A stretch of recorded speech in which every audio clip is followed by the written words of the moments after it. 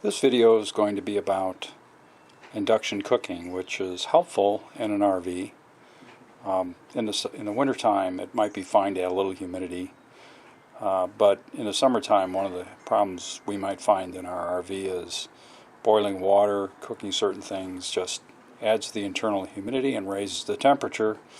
And if you're interested in living in moderation as I am, I don't want to heat the RV and then run an air conditioner to cool it.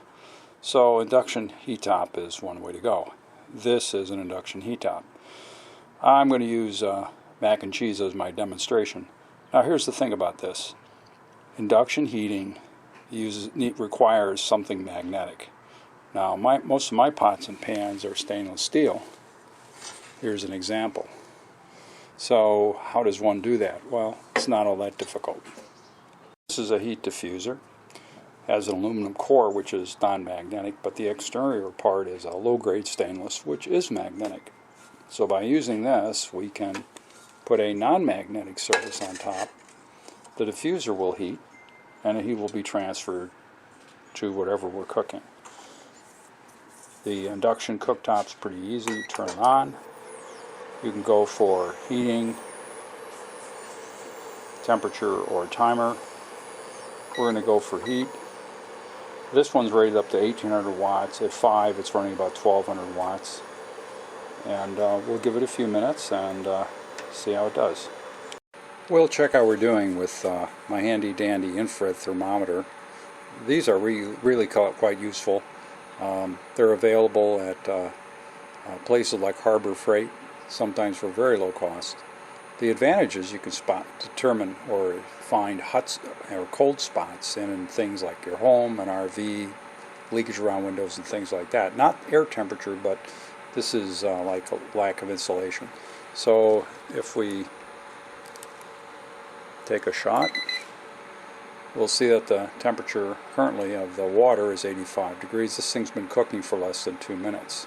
If we remove the pot, and then we take a shot, it's going to be about 20 inches away. And there's a little laser there to help me. Our cooktop is actually 173 degrees. This is the induction diffuser, and it's hot. There's very little heat above it though, but you can't touch it. It is 173 degrees.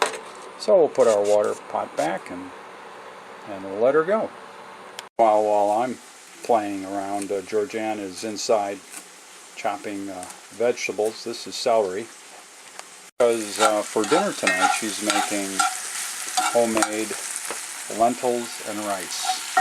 Another wonderful delicacy. I'm a very lucky man. We've been heating for 5 minutes at a setting of 7.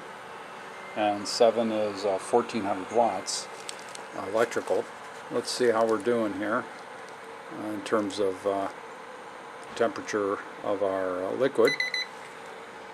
119 degrees. We're getting there.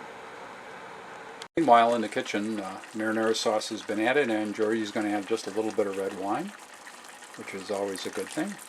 Beautiful. The lentils are doing fine. Say it again. Still need to make the rice. Okay. The chef is in action.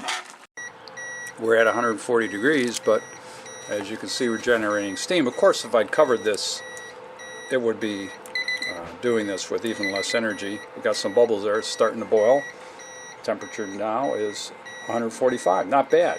So the heat transfer is pretty good because this surface, the diffuser, is about 140 degrees. And this is also, the liquid is also about 140 degrees. By the way, notice the diameter of the pan. The closer we can match the diameter of the cooking, whatever we're cooking in the pan, pot, whatever, to this diffuser, the better and more efficient the heat transfer. What does that mean? We cook faster and we use less electrical energy. And I have the hiccups. Darn. You may notice some water vapor. If we were doing this inside an enclosed space, be it our kitchen or an RV, that water vapor would be added to the atmosphere. It would increase the humidity and make us a little bit more uncomfortable. So this is one of the advantages, and obviously an induction cooktop can be used indoors, even in the hot summer, which is when I will use this at home. So I will supplement my barbecuing, which puts the heat outside, with the use of an induction cooktop, and we'll be a little cooler and more comfortable, and I won't be running my air conditioning systems to reduce the heat and reduce the humidity.